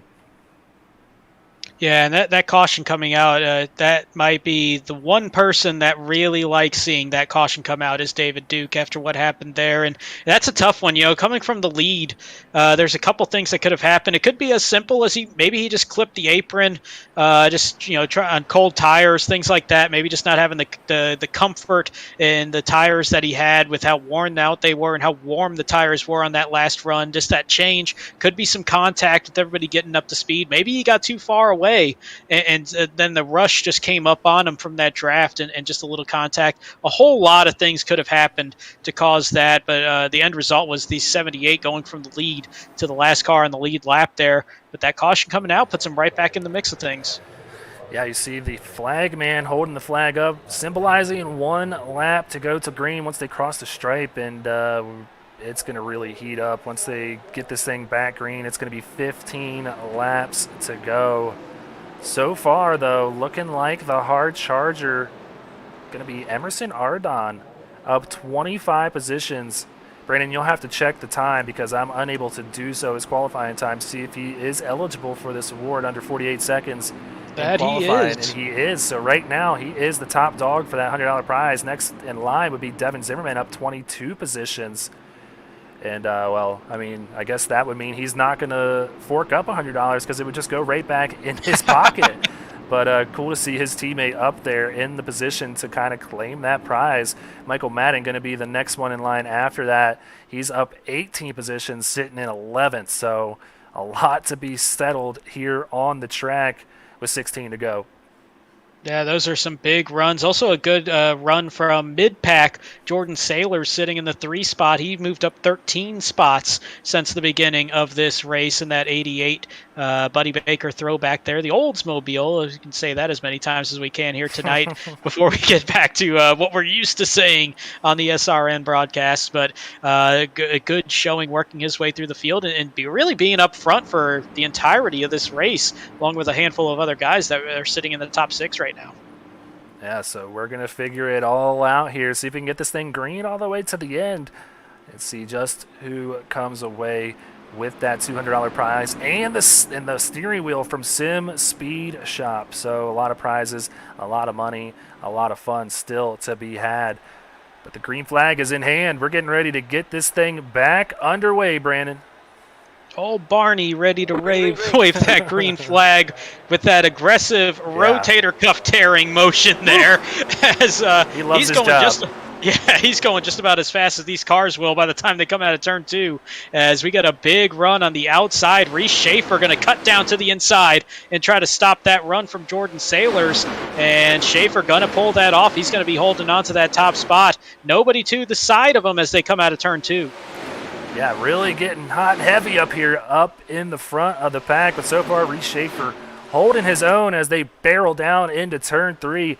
More cars opting to head to that outside lane, led by, I believe, that's Ed Shearer, followed by Aaron Smith, and then Aaron Roth. So 3 names that we're not used to seeing here at Speed Racing Network leading that outside lane. And that's going to be the interesting thing. We've talked about that on a couple of the other preseason events that have happened here. That you get some of the SRN guys that are just really familiar with each other and they know what to expect, and they have that familiarity of the tendencies that they have, and to just get that comfort level as we see the 88 of Jordan Sailors just blink out there. And he's still gone. He has just disappeared. That's oh boy, very I don't like interesting. this. If he comes back, he's going to end up right in front or inside that 2 car. Yeah, that's a dicey, scary moment right there, but he's still gone. That's the longest blink I've ever seen. That might be a bigger issue there for Sailors in the 88. But what we're kind of seeing here, though, is those I think it just reemerged, actually. Yeah, yep, he's there out he on is that on the outside. lane. Wow. Lucky for him and the rest of the field. But I wanted to go ahead and give a shout out. Oh, right as I say that, somebody in the outside wall hard. Big wreck. And it was Jordan Sailors, got the 77 of Seth Berger, the 46, the 78 again of David Duke caught up in this one. A huge wreck with a lot of front runners tonight caught up in this one. Let's see exactly what happened. I kind of cut away just as I saw someone jump into the outside wall. I think that's going to be Jordan Sailors. Hits the outside wall, gets loose, comes down in front of Aaron Roth. Aaron Roth with the incredible move to miss it, but everybody else behind him gets caught up in this one. Man, tough break. Devin Zimmerman was making his way back up towards the front after being in the initial caution of this race, and then he obviously took that fast repair on lap 3 and gets caught up in this one as we're riding on board with Aaron Roth, and that is a terrifying sight that he had in front of him. Seeing that 88 get sideways right in front. Does catch the wall just a little bit, but that's the lesser of 2 evils by far for Aaron Roth, who does a great job of threading that needle. Blair Holloman gets some contact to the right side of that car as well, but does a good job keeping it straight. He might be all right if he still has a fast repair left. Yeah, I think he's going to be all right, but man, some big-time damage for the rest of these guys that got caught up. Take one more look at it here. From Bobby Anderson, he got the worst of this, I believe. Just nowhere to go. Oh, it's not too bad, actually. I'd say David Duke got the worst of this one. We'll see if we can ride on board slightly with him here. Unfortunate for him. I really think we screwed up his whole race, Brandon. Yeah, I don't want to say it, but yeah, that's very likely that the curse did not get left in 2021 for sure. Oh, and he just gets so close. Oh, he had the right idea. Everything was starting to filter down towards the inside, and then a couple of cars made contact with cars that were already on the inside, and it shot him right back up the racetrack, and that really just set him up to be right in the line of danger there. And we saw about 7 or 8 cars take some pretty big damage in this wreck. Yeah, it looks like he's going to try and come down pit road. The damage looks, well, this is for Jordan Sailors, who really, hit the wall on a lot of cars. Doesn't look too bad from that 88 car. No, I mean, these things are, obviously we're seeing heavy damage on a lot of cars, but these cars are a lot more tank-like than what we're used to on iRacing with the current-day cars that just don't take damage as well. These things do take it a little bit better. We saw that fast repair, so one was still left there for Jordan Sailors. That still sets him up in a pretty decent position. We'll have about 9 laps to go by the time we go back green. He's still got a shot at this thing. Yeah, he does indeed. And we'll give you a quick rundown of our top 10 right now, headed by Ed Shearer in first, Reese Schaefer in that Superflow 17 in second place, Michael Larch back from the dead. We saw him driving around on three wheels not too long ago in that Rogue Energy number 2. He's in third. Aaron Smith, the Super Speedway ace, in fourth. Emerson Ardon, our current hard charger, he's the candidate to win the hard charger award, up 26 positions already, running in fifth. In sixth place, we'll have Blair Holloman, see how that car is going to handle after that little bit of damage that he picked up on the right side in that last incident. Aaron Roth, who made another one of the move of the race candidates to avoid that thing, will be running in seventh. Dave Fuge Jr. going to be running in eighth. He hasn't had an uneventful night himself, but Michael Madden going to be in the ninth position, another one of those hard charger candidates, up 20 positions. And then Mike Mosby, saw him caught up in a wreck earlier today, obviously had a fast repair that got him back out on track, and he's running in the top 10, rounding out in that 10th position. It's got the St. Jude Children's Research Hospital logo on the hood of that car. A lot of these guys do tonight, and it's just really cool to see everybody coming together for the cause, and it's for the kids, and that's what we're trying to do here tonight. So once again, nearing halfway to our goal. Our last update was $1,362 raised for the night. Still some time to go. See if we can get that number up just a little bit more with 10 laps left to go. But, you know, we'll have some interviews to get to and some awards to hand out. And if you were one of those lucky viewers who put their name in the comments before lap 10, stick around. You're going to have potentially your name called as well to come away with a Sparkle and Shine detail kit. So that's a $65 value that could be getting shipped to your door. It's a great gift as we get ready to move into the spring. You know, some people still very much in the perils of winter and how that kind of messes up some of the look of the cars out there. And you know, or if you're already in some warmer area like I am right now out in Atlanta, getting ready to see a lot of pollen all over the car. Oh. So all the Sparkle and Shine detailing kit, that'll go a long way as we get ready to move into spring. If you guys only saw, if you just knew what my car looked like right now, I could use that kit as well, but unfortunately I'm not eligible to enter my name in. But if you don't win, just head over and check out Sparkle and Shine Mobile Detail and just get one yourself. It's definitely a great value to have, as you said, getting ready to get to those dirty months, but getting ready to get down and dirty here at Daytona. Green flag is back in the air, and we are going to sort this thing out with 9 laps to go. And just like that, this race getting near the end. Single digits on the lap remaining counter as they work their way through turns 1 and 2. It's still Ed Shearer on the outside, getting a good run from Michael Larch in that 2 car, and Reese Schaefer in the 17. He's actually going to be leading that freight train on the high side, trying to get that outside line going for the first time in quite a while. Yeah, these guys really battling up front, and Reese Schaefer was in the lead for a good bit of the beginning of this race, but Ed Shearer has kind of controlled this thing in the second half. Going to come back to the stripe, leading this thing, but that 17 not going away as they come to the stripe right now. But Michael Larch now moving into second place, followed by Aaron Smith just behind him. Emerson Ardon going to round out that top 5th as Reese Schaefer settles for 4th. This is going to be a really interesting point in this race. We get very used to that mentality when it comes to the traditional cars that we're used to, or at least the current day cars that we're used to. It's going to be a lot different in how to expect the runs to be coming, whether you're trying to build up the momentum for that run like we're seeing with Aaron Smith here in the 70, somebody with a lot of experience in this, or if you're Ed Shearer in the 94 trying to predict the runs behind you. It's going to feel very different than what a lot of these drivers are used to when they're not in these 87s. It's going to be really cool to see how this thing finishes, just for the fact, not to take anything away from Michael Larch, but when Ed Shearer was running in SRN, he was dominating the Truck Series. He's won a lot of races in his own right. Aaron Smith also winning a lot of races. It's going to be a battle, but Michael Larch wanting to get his, as we see a little bit of action here, Nathan Nixon into the wall. stays out of the way. He does a good job, yeah. Kind of self-sacrificed there. Once he caught the wall, he held it up on the wall, really damaged that car more, but made it where he wasn't going to come right back down the racetrack. Now to see if he stays under power long enough to get back around without a caution coming out. Yeah, and I think we just saw another wheel on the track. These things are just going all over the place. As we said, whoa, we get really close there. Almost get taken out by the leader there, Ed Shearer, as our digger cam heading into pit road. Almost got killed.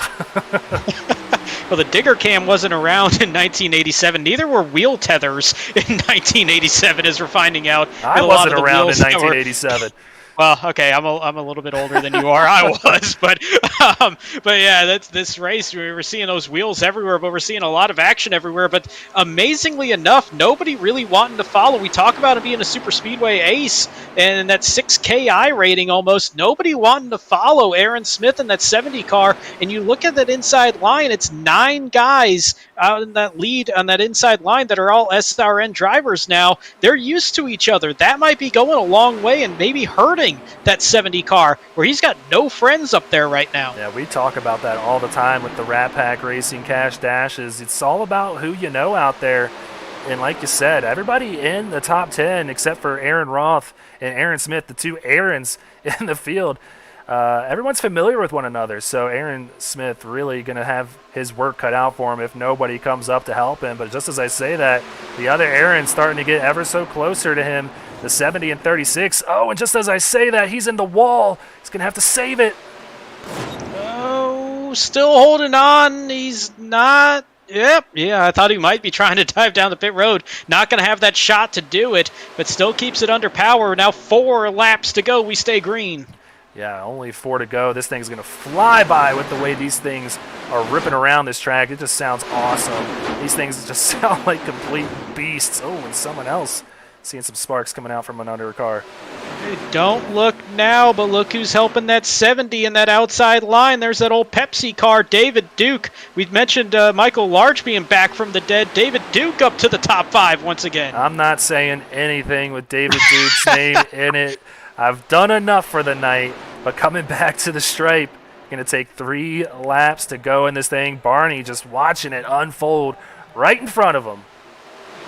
That might be a yellow flag in his hand rating as we see the intensity ratchet up more and more. But we've got a 5-car breakaway now as Blair Holloman kind of got side by side there, I believe, with Dave Feud. There was Emerson Ardon that was back there. They got side by side. That kind of hurt their speed. Oh, just Cody a little Riggs bit. loose. Oh, or that's Max Service. Spinning off a 2. Caution out. We're going to be seeing a little bit of overtime, something else that we didn't have in 1987, but we get to see that here tonight. Yeah, I thought it was Cody Riggs. We got 2 really bright cars out there, but this was Max Service, who we saw caught up in that first caution. Keeps it down, but nowhere to go for Aaron Roth. You can't just wheel these things around like the current cars, and it really is going to pay the price for Aaron Roth here. Yeah, that's what we were talking about with Corey Saucier earlier, trying to avoid that wreck coming out of the tri-oval. You just can't snap these things to try to avoid something like everything else. And even you could see it from that view. It looked like Max Service was going to be pulling it down to the apron. Like he got through turn 2, was going to be hitting that back straightaway, staying on the apron. But then he still had that banking there. So when he hit the apron, it kicked him right back up onto the racetrack, right into the path of Aaron Roth, who was probably going about 30, 35 miles an hour faster than Service was. And that closing rate just too much.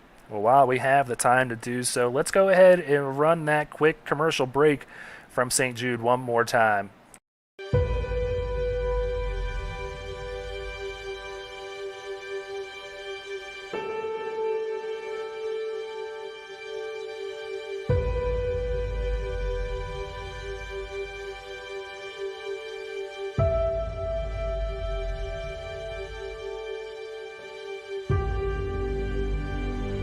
Some days it feels like it's never gonna stop. It's kind of a mental war. Sometimes you just feel like it's not going to get any better. Lo primero que le pregunté a mi papá fue, papi, yo me voy a morir. When you go through suffering, you learn a lot about yourself. Good stuff comes out of every bad situation. Dark circles all around my eyes. I was just out of it. In one moment, those 3 words, "you have cancer," and my whole life changed. Without cancer, who am I? I feel like I could do anything.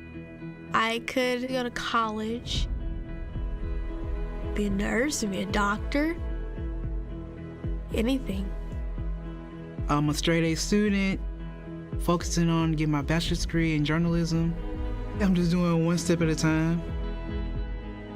I would like to go in the filming industry. It's kind of always been something awesome to me, but it's gonna take some work. While I was going through chemo, I learned how to read greens. I chipped and putted, I worked on sand shots, stuff that I would need to know. The best score I've had is an 86, but I really want to get down to 85 or less. I've been working at it, and I think that that's achievable now. I don't let physical limitations even cross my mind at any point in time. I'm just hoping to be sitting in a broadcast booth somewhere. Hopefully, that's my goal. I'm not the same person I was when I first went into this. I'm a better human being and individual because I went through St. Jude. It wasn't like a hospital, it was like a fun-loving community, a family.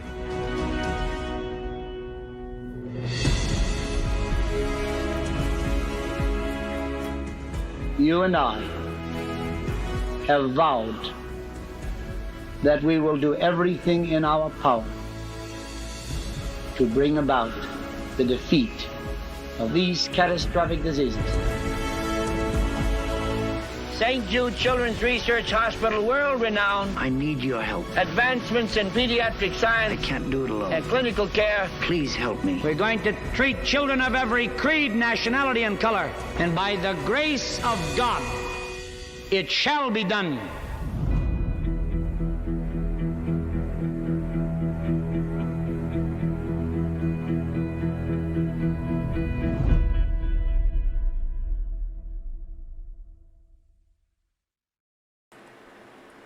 Once again, this is why we are here tonight, doing it for the kids, for St. Jude Children's Research Hospital. So far, raising a good bit of money, but it's never enough for these guys. And if you're feeling like you want to go ahead and contribute anything, like I keep telling you, go ahead and take the camera phone out of your pocket, just hover over that QR code that's on the bottom right of your screen, and go ahead and donate to the cause. It's all for the kids, and that's why we're here tonight, Brandon. Oh, absolutely. And that number that we were talking about, over $1,300, absolutely incredible job from everybody. We cannot thank you enough for everybody that has contributed here tonight during this charity race for St. Jude. A great cause and a great effort from everybody.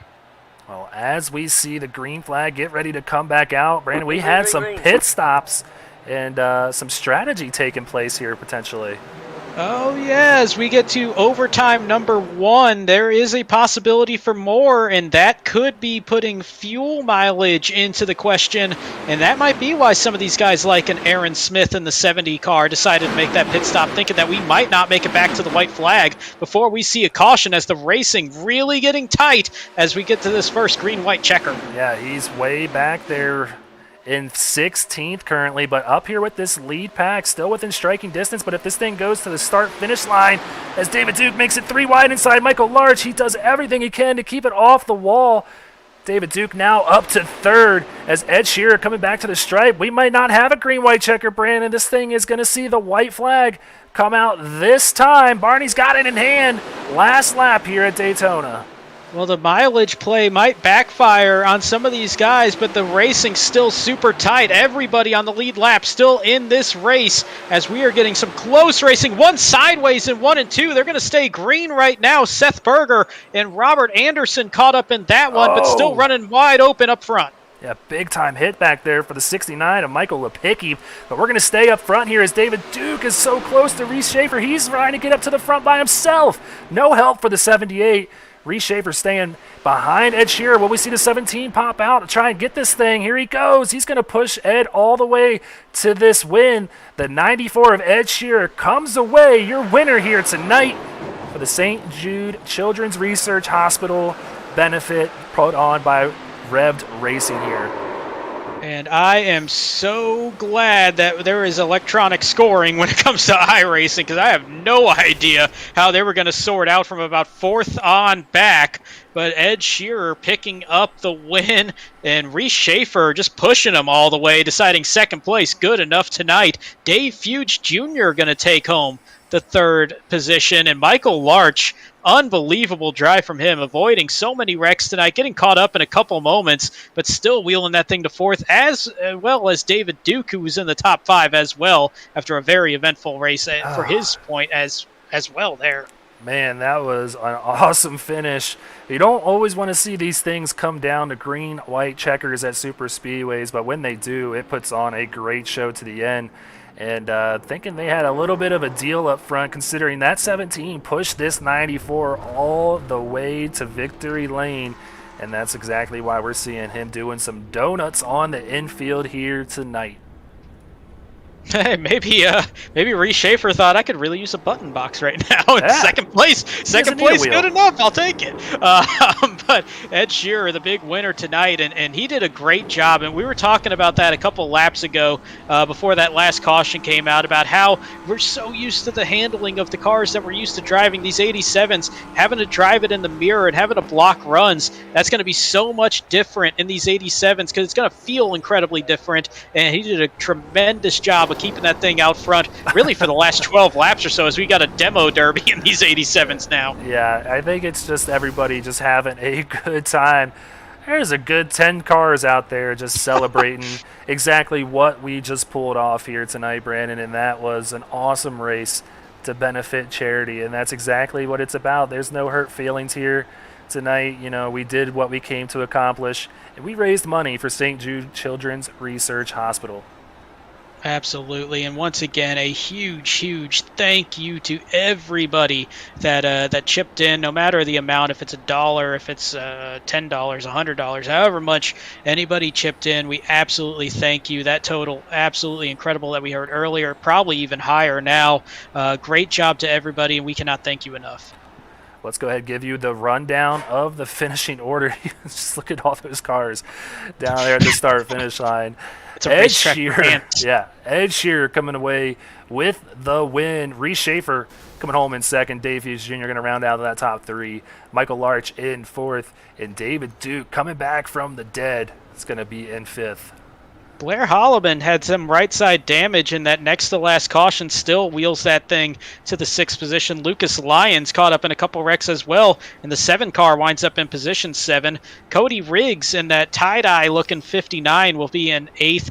Emerson Ardon might very well be the driver that wins the Hard Charger Award. We'll have to follow up on that one here in a bit, as he takes the 9th position after starting 31st. Michael Madden from 29th, rounding out the top 10. Yeah, if I'm seeing everything correctly, Emerson Ardon is the winner of that Hard Charger Award, but it's going to come down to exactly what the admins see as well. But showing he picked up 22 spots, moved up from 31st. Coming home in 11th, going to be the Buddy Baker machine himself. Jordan Sailors in the 88. Mike Mosby coming home in 12th place. Bo Tiffany going to be in 13th. Aaron Smith came down pit road, was running in the top 3. He's going to come home in 14th. Max Service is going to come home 15th. Yeah, I can't blame Aaron Smith for taking that shot with all the action that we were seeing, maybe thinking we were going to see multiple overtimes, but that did not happen. Josh Mueller going to take home the 16th position. Aaron Roth in 17th. Troy Techmeyer will be in 18th. Wayne Rayborn will be in 19th. And Zachary Burgesson will round out the top 20. Well, we got some interviews to go ahead and get to, and the first going to be the man coming home in 3rd place, Dave Fuge Jr. Congrats on the run up to 3rd. Tell us about that race, man. How much fun did you have out there in these 87s, and what does it mean to put on such a race like we did tonight? Well, I can tell you I absolutely love these cars. I don't race them enough. I honestly haven't even raced this car in, months. And had some computer issues, so I got about 3 laps of practice tonight, and that was about it. But just great fun in these things. Had to use my fast repair right off the bat, so I was like, man, I'm probably going to be toast. But just kept working my way back up through the field, and it's just a lot of fun with these guys out here for a good cause, putting some money together for Sadie. She's fighting, she's working hard, and it's a pleasure to do what we're doing tonight. Yeah, absolutely. We've been talking all night about the cause and how much money's been raised. An incredible job there, but an incredible race as well. And that last green-white checker, I feel like everybody was just kind of waiting on another caution to come out there on that first lap. But what was the view that you had on those last 2 laps? It looked like the 17 and the 94 kind of had that little tag team partnership there to get that thing out in front. But what was your view as you were right behind them? Yeah, exactly. They weren't going to break that up. You get 2 teammates together like that, and it's a good spot to be. I made my move to the outside on the next to last restart with about 10 to go, and I learned that it just wasn't there. I think I fell back to about 9th. So my thoughts on this one was to just go ahead and stick to the bottom. I think I restarted 7th.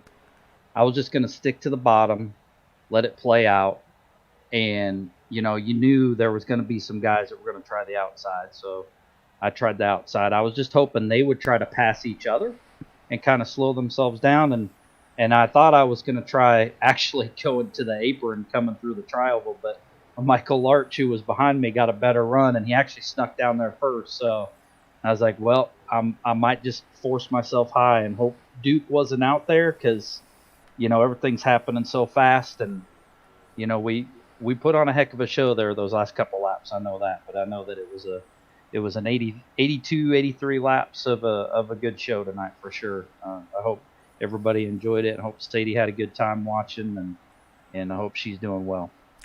Well, we had an absolute blast watching up here, and hoping that this is going to be indicative of what you see here this season coming up in SRN once that season kicks off. But man, we appreciate you guys doing what you did here tonight, man. It was a lot of fun up here in the booth. But before we let you go, Dave, you got any friends, any family, any sponsors you want to give a quick shout out to?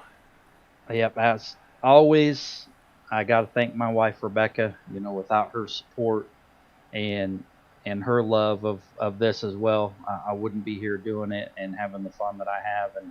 And it's a great way to just, we've built a nice group of guys racing together. We have a lot of fun, and that's what it's all about. It's nice to get in here a lot of nights and be able to kind of forget about the real world, and we got a fun way to do it. And nights like tonight, we can all come together and raise some money for a good cause, and it's all worthwhile. All right, buddy. Well, go ahead, have fun celebrating that 3rd place victory, and man, we look forward to seeing what you can do in the upcoming weeks here. All right, guys. Appreciate it. Great job as always. Thank you very much. All right, buddy. Take care. Well, that was Dave Fuge Jr. coming home in 3rd place. Let's go ahead and now pull up our runner-up here tonight.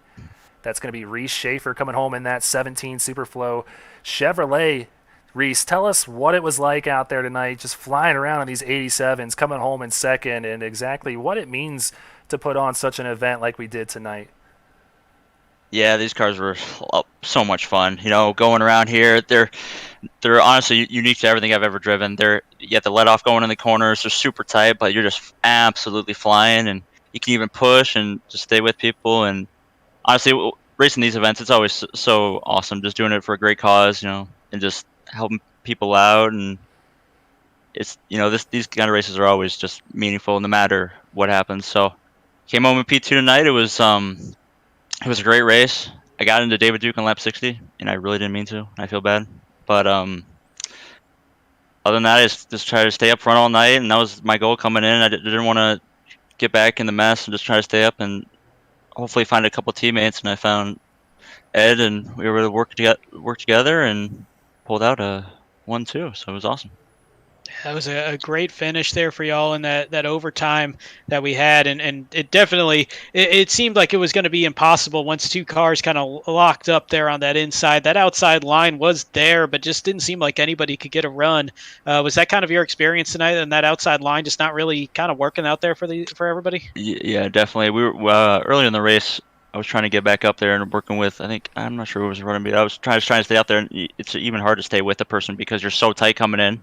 And the benefit with the inside line is you can kind of hook the left side under and kind of really hug it, while in the outside you're basically along for the ride, and the wall is your closest friend. So you just kind of have to really let off, and it's really hard to get good runs and get people by each other. And so all night long I was having issues with it, and so I just ended up just sticking to the bottom of the second half of the race to really 'cause I knew that'd be the only way to go anywhere.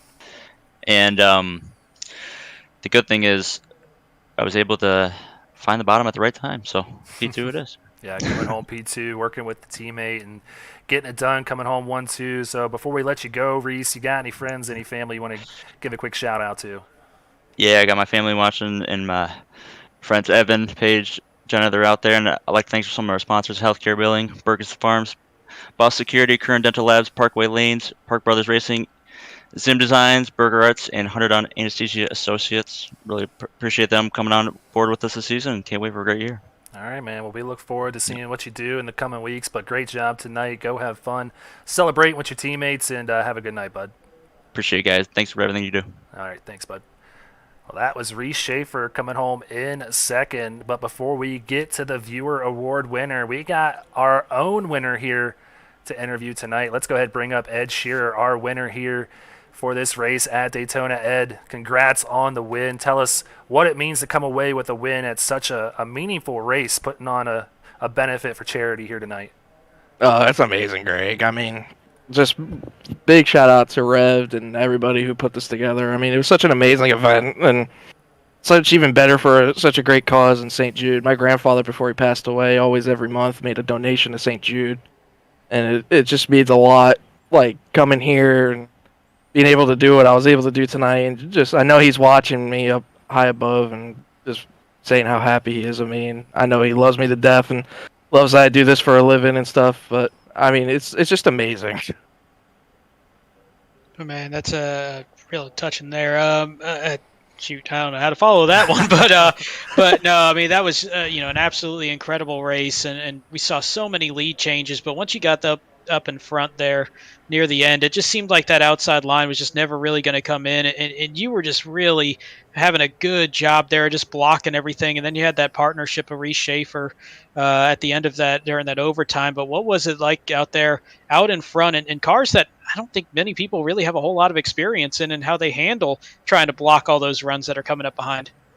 Yeah, it was a lot of fun. I mean, I really have no experience in these either. I mean, besides last night, I ran a couple practice laps in the practice lap we did, but I could definitely say with a whole heart that this is the funnest I've ever had at super speedway racing. I mean, these things are just a blast. I mean, going over 200 miles an hour into corners and doing stuff you usually never do with any other stock car. I mean, it's the greatest thing ever. I mean, it's insane. I mean, it's just so much fun to drive. I mean, yeah, like you said, the outside lane really didn't get much going. I mean, it was just a killer on tires. Like, I felt like I was killing my tires more running the top than the bottom. I just knew I had to get to the bottom at some point. And luckily, I had my good teammate Reese help me out in the end, which was great. So, good to have all Tank Racing 1-2. Yeah, you guys did a great job out there, and just padding that winning percentage here on Speed Racing Network a little more, coming away with it again tonight. And I'm sure your grandfather, like you said, is super proud of you. But before we let you go, you got any friends, any family, any sponsors you want to give a quick shout out to, Ed? I mean, yeah, I just want to thank you guys for broadcasting as usual. It's good to see you boys again as usual. And thank you to the whole SRN family for allowing me back into the league. And I'm blessed to be back. And I want to just thank Tank Racing for giving me a chance to come back and show my strengths and weaknesses, and hopefully not many weaknesses, but most of my strengths. But yeah, it's just awesome event. Yeah, my family. I want to thank my whole stream chat for watching. I want to thank everybody at the broadcast for watching the main broadcast. Healthcare Billing, Burgess Farms, Boss Security, Current Dental Labs, Parkway Lanes, Park Brothers Racing, Invader Sim Designs, Burger Arts, and 100 Anesthesia Associates, and Pit Stop TV, and just basically everyone that helps keeps Tank Racing, SRN, and this whole broadcast and everything going. I mean, it's just amazing. Well, we appreciate that, Ed, and we're glad to see you back and up front at the same time. So go have fun celebrating with your Tank Racing teammates, and have fun celebrating with the family, man. Have a good night. Yeah, thanks, boys. Appreciate it. Yep. All right, Brandon. Well, that was our top 3. We have a few more winners to announce, so let's go ahead, get to that viewer giveaway that we mentioned at the beginning of the broadcast. So go ahead, turn the volume up, and the winner of this detail kit going to be Joanna Tran. So Joanna, please reach out to one of our admins, Sean Kozier or Adam Pettit, or they will reach out to you, one or the other, and go ahead and give them your information. So Joanna Tran coming away with the Sparkle and Shine mobile detailing kit just in time, like Brandon said, for the spring season. But we had one more award to decide too, and the Random Butt Kicker Gamer 2 is going to go to none other than Bo Tiffany. So Bo Tiffany going to come away with a butt kicker, courtesy of Butt Kicker. So it's going to be awesome seeing him set that thing up and see how he likes it once we get to this SRN race season that is just around the corner, Brandon. But man, what a night that we had on our hands here. Absolutely unbelievable, and you know we've talked about all night how everybody chipping in has been absolutely incredible, and thankfully performance-wise we got to see an incredible race as well. And part of that, I think we thought we were going to see a whole lot of cautions, and we saw 7 over the course of the night. We still saw 3/4 of this race be run under green, and we saw 17 lead changes in those 60 green flag laps. Just absolutely unbelievable, the action that we saw. Great job from everybody, but even more importantly, just a great job, and we're so thankful for everybody that chipped in, no matter the amount that goes towards St. Jude. Just an incredible cause and an incredible effort from everybody. Yeah, I'm going to go ahead and take it upon myself to pull up Sean Kozier in the booth, because Sean, I want to know the final number that we ended up raising here tonight, because we got a little update early on about midway through the race, and it was just an astounding number already. What did we end at by the time this broadcast ended? We're at 1387. All right. Well, you know what? The goal was $3,000, but man, I can't imagine hitting 1,300, and we did that thanks to all of our awesome viewers out there tonight. It's such a cool thing to see. Yeah, everything's appreciated. Anything will help the kids. All right, Sean. Well, it was a good show. Hey, well, we appreciate that, but man, you guys put on the real show out there tonight, so appreciate you coming up here in the booth to give us that update. But we'll go ahead and send you back down into the admin booth. And Brandon, let's go ahead and wrap this thing up. Should we set up an 87s SRN league here, get this thing rolling? Well, there's going to be some people that would absolutely love that idea, and some people that after tonight, maybe not so much. But amazing job from everybody. We saw more than half the field stay on the lead lap, and that was something that we were talking about early with that random draw, that you had to be on the lead lap to get it. I think there was a lot more people that were eligible than we might have thought coming into this race. An incredible job from a lot of the drivers, and not sure if this is going to transfer too much more, but it gives us a nice little peek at what we might be seeing in about a week and a half when we get started with the duels. Yeah, we got some racing heading out there in real life and some racing heading here on Speed Racing Network, but man, we couldn't have done this without the amazing help of the sponsors here. Once again, Speed Racing Network, Silverback Tax Solutions, Feg PC, Simbox, Bobby Anderson Designs, and Next Diag, Rev Racing putting this thing on, Sparkle and Shine Mobile Detailing, Butt Kicker, as well as McConey Setup Shop providing the setup for tonight's race that put on an absolutely fantastic show, and Sim Speed Shop.